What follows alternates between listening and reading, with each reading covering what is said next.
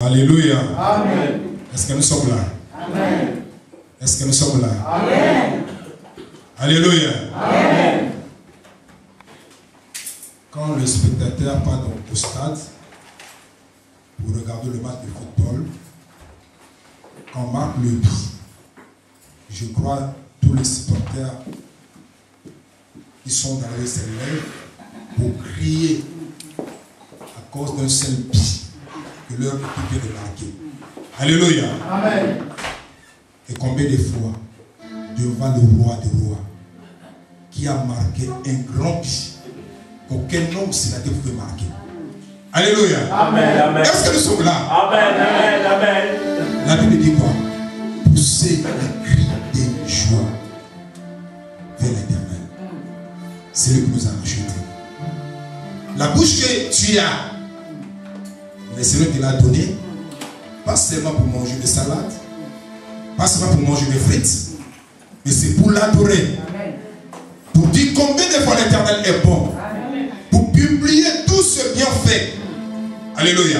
Amen. Quand le sang se réunisse, nous ne sommes pas ici des spectateurs, mais nous sommes tous des acteurs. Alléluia. Amen. S'il faut crier, il faut crier tous. S'il faut danser, il faut danser tous. S'il faut adorer, il faut adorer tous. Parce que nous sommes tous le participant dans le royaume. Le Seigneur a fait de nous, de chacun de nous ici présents, un royaume des sacrificataires. Nous sommes là pour offrir de parfums, de bonnes odeurs devant Dieu. Amen. Amen. Et la Bible nous dit de donner à Dieu ce que Dieu attend de nous, les fruits de nos lèvres, qui confessent son Saint-Nom. Alléluia. Amen. Les fruits de nos lèvres, dans la bouche que nous avons, c'est pour Dieu. C'est pas pour toi. Amen. Voilà, quand tu es là dans l'assemblée des saints, il faut ouvrir la bouche. Ne sois pas spectateur. Amen. Ce matin, je veux que si parfois tu es spectateur dans l'assemblée et que tu ne sois plus spectateur, mais que tu deviens maintenant participant, acteur. Amen. Amen. Amen. Je bénis le Seigneur pour cette opportunité, pour la grâce que le Seigneur m'a faite aujourd'hui d'être devant vous, pour partager la parole de Dieu. La Bible nous dit, l'homme ne vit pas de pain seulement, mais de toutes les paroles qui sortent de la bouche de Dieu. Amen. Nous avons été créés par la parole de Dieu. Nous persévérons par la parole de Dieu. Et nous attendons l'avènement du Seigneur à travers sa parole. Amen. Et Jésus nous a laissé sa parole. Il nous a dit de demeurer dans sa parole. Il a dit aux disciples, si vous m'aimez, gardez mes paroles. Si tu aimes Jésus, tu dois aimer à écouter sa parole et à garder. Garder, cela signifie mettre en pratique la parole de Dieu. Alléluia. Je bénis le Seigneur puisque aujourd'hui c'est le dernier dimanche de cette année. Nous sommes au mois de décembre. Beaucoup aiment fêter, voyager, faire le plaisir de ce monde pendant ces mois de décembre. Beaucoup disent qu'il y a la fête. Alléluia. Il n'y a pas la fête. Alléluia. Yes. Comme les jours approchent, nous attendons tous un événement. Et chaque fois que l'année passe, cet événement s'approche. Et cet événement, ça ne sera pas un jour de plaisir pour tout le monde. Mais ça sera un jour de plaisir pour ceux qui craignent Dieu, pour ceux qui écoutent la parole de Dieu et qui le mettent en pratique. Alléluia. Si nous nous sommes rassemblés ce matin devant la présence de Dieu pour l'adorer, puisque c'est lui qui a dit que tout ce qui respire doit louer l'Éternel, doit adorer l'Éternel, doit reconnaître que l'Éternel est Dieu. C'est lui qui nous a créés. Nous sommes sa propriété privée. Alléluia. Amen. La Bible nous dit, notre corps est l'habitation de Dieu en esprit. Et nous ne l'appartenons pas à nous-mêmes. Donc, comme toi tu es là, tu ne t'appartiens pas. Donc tu appartiens à quelqu'un. Ton corps ne t'appartient pas. Ta personne ne t'appartient pas. Ta personne appartient à quelqu'un. Donc ta personne appartient à Jésus de Nazareth. Comme tu l'as accepté comme Seigneur et Sauveur, il t'a fait grâce. Il t'a donné l'autorité maintenant de devenir enfant de Dieu. Donc de ceux-là qui ne sont pas nés entre mari et femme, ni de la volonté de l'homme, ni de sang, ni de la chair, mais de la volonté de Dieu. Alors comme tu es né de nouveau, le Seigneur t'a fait cette grâce, tu ne t'appartiens plus à toi-même. Tu appartiens à Jésus. Amen. Si nous sommes là pour Jésus. Amen. Nous sommes là pour reconnaître qui il est pour nous. Amen. Alléluia. Amen. Qui est Jésus pour toi? Qui est Jésus pour toi? Pourquoi tu es là ce matin? Alléluia. Amen. Beaucoup disent que Jésus est né le 25 décembre. Voilà pourquoi le fête. Mais Jésus n'est pas né le 25 décembre. Amen. Alléluia. Amen. Jésus n'est pas né le 25 décembre. Dans la Bible, on n'a pas mentionné le 25 décembre. Alléluia. Amen. Mais Jésus naît dans la vie de tout de chacun de nous quand on l'accepte comme Seigneur et Sauveur. Alléluia. Et chaque jour, nous fêtons la naissance de Jésus. Amen. Par nos adorations, amen, nous reconnaissons qui est pour nous. Nous, en tant que chrétiens, nous attendons pas le 25 décembre. Yes. Nous ne attendons pas le mois de décembre. La Bible dit ce qui arriva le temps de Noé arrivera au même à l'avènement des fils de l'homme. Les gens ne pensaient pas que le Seigneur allait le surprendre. La Bible dit les gens aimaient manger, vivaient, marier, se marier. Ils faisaient des fêtes comme le 25 décembre. Et quand le Seigneur est apparu, le jour de la déluge, il y a eu une surprise. Et le jour aussi que Jésus reviendra, il y aura une grande surprise. Mais ceux qui sont préparés ne seront pas surpris. Amen. Nous qui sommes dans l'assemblée, nous qui venons dans l'ensemble, dans l'église de Dieu, nous sommes préparés. Chaque fois que nous écoutons la parole de Dieu, le Saint-Esprit nous prépare au jour de l'avènement du Seigneur. Amen. Voilà pourquoi nous sommes là. Moïse, à son temps, il a intercédé, il a dit, Seigneur, enseigne-nous à bien compter nos jours, afin de savoir appliquer nos cœurs à la sagesse. Enseigne-nous à bien compter nos jours. Si aujourd'hui nous sommes l'an 2012, dans un jour, l'après-demain, nous allons entrer par la grâce de Dieu dans la nouvelle année. Donc cela signifie, si le Seigneur t'avait accordé 50 ans de vie, donc tu n'as pas augmenté, mais tu as fait moins 1. Alléluia. Ce n'est pas plus, mais c'est moins. Alors comme le jour de ta vie est en train de diminuer, alors tu dois apprendre, tu dois demander à Dieu, enseigne-moi à bien compter mes jours. Qui connaît ces jours ici? Nous connaissons les jours que nous sommes nés tous. Nos parents nous ont dit, tu es né telle date. Mais personne ne connaît le jour qui va quitter cette terre. Personne ne connaît quand Jésus reviendra. Amen. Et c'est la raison pour laquelle nous venons l'ensemble, pour que nous soyons préparés, pour que les jours ne nous surprennent pas tous. Enseigne-nous à bien compter nos jours, amen, afin que nous appliquions nos cœurs à la sagesse. Ça, c'est l'intercession de Moïse, le serviteur de Dieu. Mais ma prédication aujourd'hui, nous allons parler de quelque chose en tant que l'ensemble. Nous qui sommes l'église, le Seigneur a établi ce serviteur dans l'ensemble pour enseigner le peuple de Dieu, afin que nous soyons préparés au jour du Seigneur Jésus-Christ. Nous avons accepté Jésus-Christ comme Seigneur et Sauveur pour un seul but. Le but, c'est l'enlèvement. Pour qu'un jour, nous soyons ensemble avec le Seigneur pour l'éternité. Vous savez, Dieu nous a créés pour que nous vivons l'éternité sur cette terre. Mais l'homme, à cause de la désobéissance, avait perdu cette éternité. Et l'homme avait livré, il a ligué son éternité au mains du diable, suite à la désobéissance. Et les jours de l'homme étaient maintenant devenus limités sur la terre. Si nous regardons dans la Bible, nous allons voir ceux qui nous ont précédés, ceux qui ont avant nous, ils ont vécu longtemps, plus que nous. Adam a vécu combien des années sur la terre, frère? C'est Adam. Il a vécu combien des années sur la terre, sœur? Je te pose la question. Oui. Adam.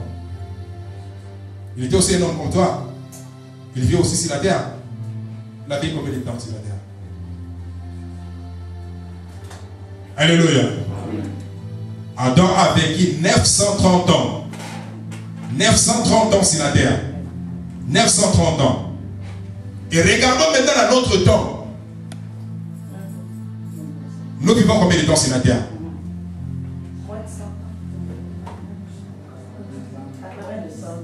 Dans le temps de Noé, l'Éternel avait dit, à cause du mal que l'homme est en train de commettre, je vais réduire la durée de l'homme sur la terre.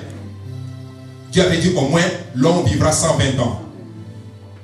Par la révélation de Moïse dans le livre de Psaume 90, il va dire, Dieu accorde aux hommes, le robuste, il peut vivre ça 70 ans, le plus robuste à 80 ans. Et voilà pourquoi, si quelqu'un a l'âge de 70 ans, 80 ans, tu es devenu vieux ou vieille. Mais Adam a vécu 930 ans. Alléluia. Voilà pourquoi il a dit, enseigne-nous à bien compter nos jours. Enseigne-nous. Qui sait quand est-ce que tu vas quitter cette terre? Il dit, ça sera demain. Nous attendons l'avènement du Seigneur. Mais avant que Jésus revienne, il y a la mort qui est là. La mort peut aussi nous surprendre. Demain, après-demain, peut-être ça peut être aujourd'hui. En tant que chrétien, la Bible dit, nous devons nous préparer tous les jours. Le Seigneur nous a laissé sa parole, afin que nous demeurons dans sa parole, pour que le jour-là ne nous surprenne pas. Nous allons prendre nos Bibles.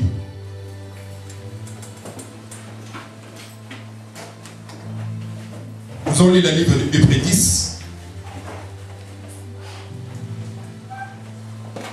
Le verset 26 à 29.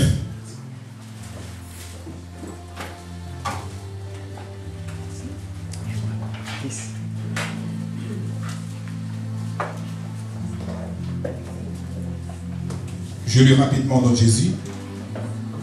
Hébreux chapitre 10, le verset 26 à 29. La Bible nous dit, car si nous péchons volontairement après avoir reçu la connaissance de la vérité, il ne reste plus de sacrifice pour le péché, mais une attente terrible du jugement et de l'ardeur d'un feu qui dévorera le rebelle. Celui qui a violé la loi de Moïse meurt sans miséricorde si la déposition de 2 ou de 3 témoins. De quel pire châtiment pensez-vous que sera jugé digne celui qui aura foulé aux pieds le Fils de Dieu, qui aura tenu pour profane le sang de l'alliance par laquelle il a été sanctifié et qui aura outragé l'esprit de grâce? Alléluia. Nous avons lu la parole de Dieu. Le thème que nous allons partager ce matin, c'est fouler aux pieds le Fils de Dieu et profaner le sang de l'alliance. Fouler aux pieds le Fils de Dieu et profaner le sang de l'alliance. Ici, la Bible nous enseigne, dans ce épître d'Hébreux, on parle de quelque chose qui est intéressant ici.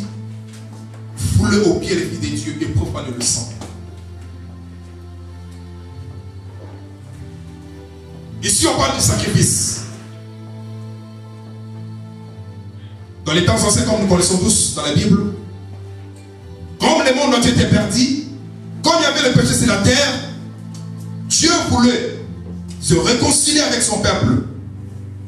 Mais comme il y avait le péché, comme Dieu n'aime pas le péché, pour que Dieu s'approche un peu de son peuple, il fallait qu'il lui ait de sacrifice. Alors Dieu avait choisi quelqu'un et Dieu lui a ordonné de lui bâtir un tabernacle et Dieu lui a donné aussi de faire le service de sacrifice pour que le peuple s'approche encore auprès de Dieu. Depuis que l'Esprit de Dieu se séparait de l'homme, Alors Dieu en tant qu'esprit, il ne pouvait plus faire rencontre avec son peuple. Souvenez-vous que chaque fois Dieu voulait parler à son peuple, il appelait toujours Moïse. Viens à ma rencontre. Je vais te parler quelque chose et tu vas aller annoncer ça à mon peuple. Et c'est comme ça que Dieu fonctionnait. Et Dieu voulait maintenant faire rencontre avec son peuple. Mais comment? Puisqu'il est puissant. Il est le Père dévorant. Et il va dire à Moïse, tu vas me bâtir un tabernacle. Tu vas commencer à faire un service dans le sacerdoce. Tu vas établir les gens qui vont faire le sacrifice du peuple pour que le peuple qui ont besoin de moi puisse s'approcher de moi. Mais avant tout, il faut qu'il y ait des sacrifices que Dieu avait ordonnés. Si quelqu'un veut s'approcher de Dieu, on doit faire d'abord le service d'expiation. On doit chercher des victimes. On doit chercher des taureaux, des boucs, des chèvres. On va tuer les victimes puisque à l'homme, il y a toujours le péché. Mais l'homme ne peut pas s'approcher auprès de Dieu avec le péché, avec le mal, avec la saleté. Alors il faut qu'il y ait des victimes. Puisque c'est l'homme qui a commis le péché. Pour que l'homme s'approche de Dieu, il fallait qu'il ait un sacrifice. Alors normalement, c'est l'homme qui devait tuer. Mais Dieu par son amour dit, bon, à la place de l'homme, on va chercher maintenant l'animal. Comme c'est l'homme qui a péché. Maintenant, on va chercher quelqu'un qui est innocent, qui n'a pas péché. On va prendre cette personne pour la livrer. Et là, Dieu va dire, on va prendre maintenant l'animal à la place de l'homme. On va tuer l'animal et on va prendre le sang pour l'expiation du péché, pour le pardon du péché. Et c'est comme ça que ça fonctionnait. Or, dans le plan de Dieu, Dieu voyait autrement. Ce que Dieu avait ordonné dans les temps anciens, c'était la préfiguration des choses à venir. Et Dieu voyait quelque chose d'avenir. Voilà pourquoi il a ordonné à Moïse. Et Dieu avait dit ici, si quelqu'un vient, demande pardon, et si la personne est purifiée, sanctifiée, et s'il commence encore à commettre des choses qui sont contre la volonté de Dieu, il bafoue la loi de Dieu, il sera tué.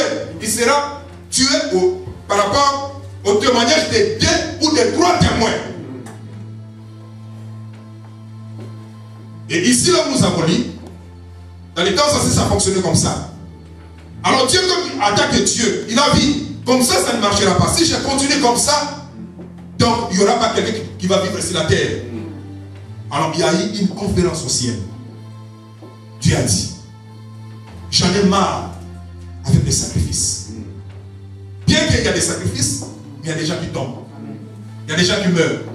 Mais pour arrêter ce fléau, qu'est-ce que je dois faire? Et Dieu a dit, qui enverrai-je pour aller sur la terre, accomplir un sacrifice qui sera pour une fois, pour toutes et pour toujours? Il n'y avait personne. Tous les anges au ciel, ils avaient peur. Parce que personne allait accomplir ce sacrifice, parce que c'était trop dur. Mais la Bible dit qu'il y avait un grand silence au ciel. Mais il y avait seulement une personne. Quand il a entendu, il y avait un silence au ciel. Personne ne répondait. Et Dieu attendait. Qui allait répondre? Il y avait une personne qui a dit, Père, puisque tu ne veux plus de sacrifices des holocaustes, et me voici devant toi, envoie-moi pour aller accomplir ta volonté. Amen. Alléluia. Amen. Alors, comme cette personne s'est pointée, Dieu a dit, maintenant, j'ai trouvé quelqu'un qui va maintenant aller accomplir ma volonté, qui va maintenant accomplir ce sacrifice une fois pour toutes, pour que l'humanité soit sauvée. Amen. La Bible nous dit maintenant ici, là où nous avons dit, Dieu par son amour, il a envoyé son fils unique, Jésus-Christ de Nazareth. Et dans les temps anciens, comme on faisait des sacrifices pour l'expiation du péché, Jésus est venu. Puisque dans les temps anciens, comme nous sommes dans la Bible, le sang des boucs, le sang des taureaux, le sang des oiseaux ne pouvait pas expier le péché, mais le sang de Jésus faisait seulement de couvrir. Donc le péché reste là. Mais le sang vient tout simplement pour couvrir, pour que Dieu ne voie pas le péché, pour que Dieu n'arrive pas à se mettre en colère pour tuer. Alléluia. Amen. Le sang maîtrisait Dieu dans sa colère. Amen. Quand Dieu est en colère, s'il veut agir, s'il veut tuer, quand il va voir le sang, et Dieu se répand un peu. Le sang, le calme. Maintenant, comme je viens de dire, il s'est fatigué dans ses services. J'aimerais quelqu'un qui puisse faire ses sacrifices. Une fois pour toujours. Une fois pour toutes. Jésus a accepté de l'accomplir. Il est venu sur la terre. Il a accepté pour toi et moi. Pour que nous soyons réconciliés avec Dieu. Il a donné sa vie. Puisque Dieu n'avait plus besoin de sang de bouc. Il fallait un sang pur. Il fallait un sang sans tache. Il fallait un sang qui est mûri, un sang propre, pur. Vous savez, depuis qu'Adam et Ève ont péché, il y avait le péché sur l'étendue de la terre. Tout être humain est né pécheur. Alléluia. Alors Dieu, par sa grâce, pardon, pour nous faire sortir de cette malédiction, il nous a donné son Fils unique, comme la Bible dit.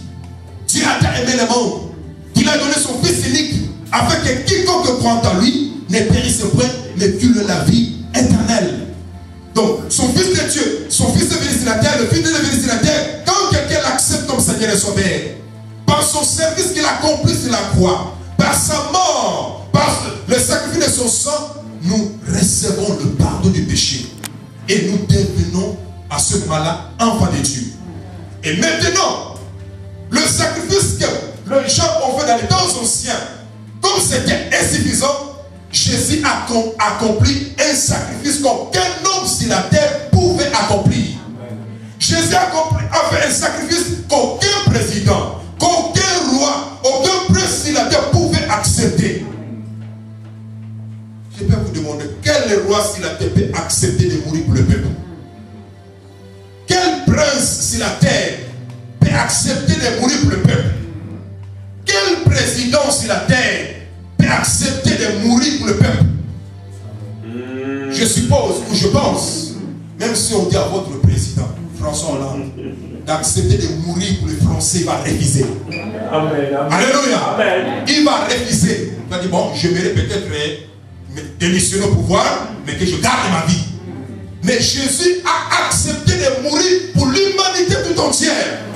Il a payé un grand prix. Par son sang, nous sommes réconciliés avec notre Dieu. Par son sang. Donc si tu es là, si tu es devenu enfant de Dieu, c'est à cause du sang de Jésus. Souvenez-vous dans la Bible. Un jour, Jean-Baptiste a vu Jésus, puisqu'il avait la révélation de la personne de Jésus. De loin, il était avec ce serviteur. Il a dit, voici l'agneau de Dieu qui ôte le péché du monde.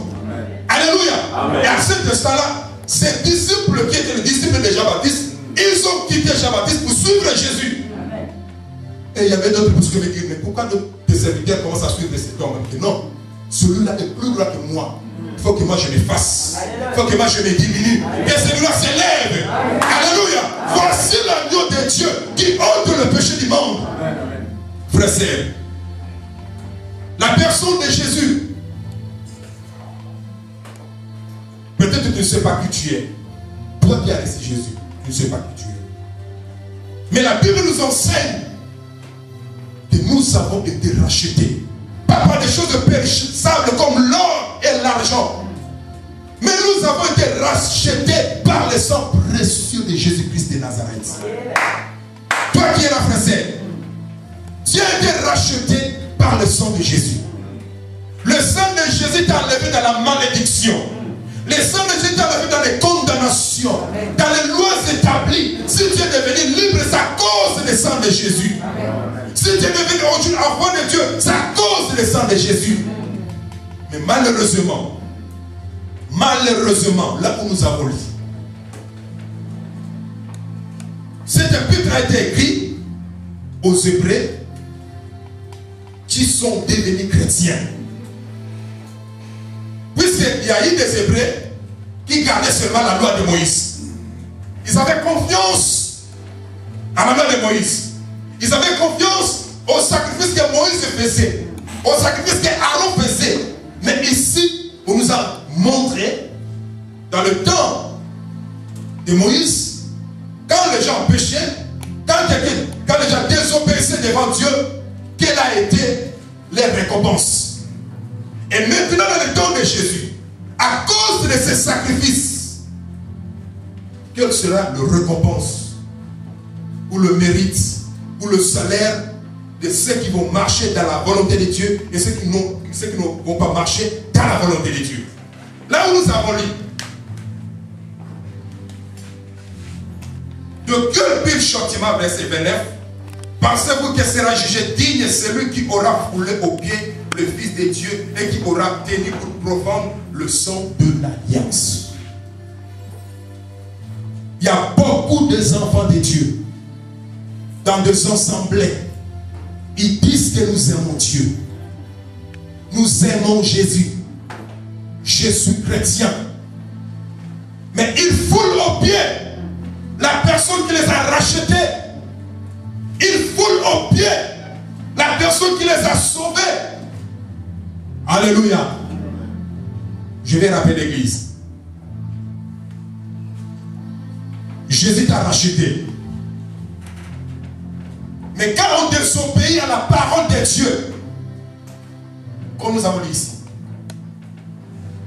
comme nous sommes au temps de fin de l'année, il faut que le peuple comprenne, il faut aussi que l'église comprenne, il faut plus s'attacher au Seigneur que s'attacher aux fêtes.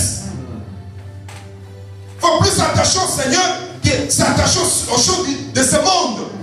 La Bible dit ceux qui aiment le monde et les choses de ce monde, ils se font ennemis de Dieu. Il y a beaucoup d'enfants de Dieu, beaucoup de chrétiens foulent aux pieds la personne qui les a rachetés. Frère,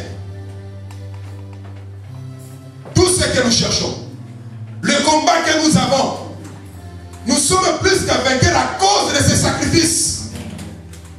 Dans le livre d'Apocalypse, la Bible nous dit, quand Jean a eu la révélation de combattre les dragons avec le saint et la femme, la Bible dit qu'ils l'ont vaincu à cause des sang et les témoins de leurs paroles, à cause du sang de l'agneau, à cause du sang de Jésus. Les chrétiens ont vaincu le démon, les chrétiens ont vaincu les dragons à cause du sang de l'agneau,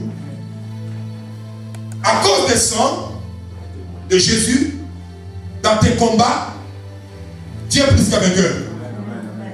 Quand nous confessons le sang de Jésus, la sorcellerie tombe.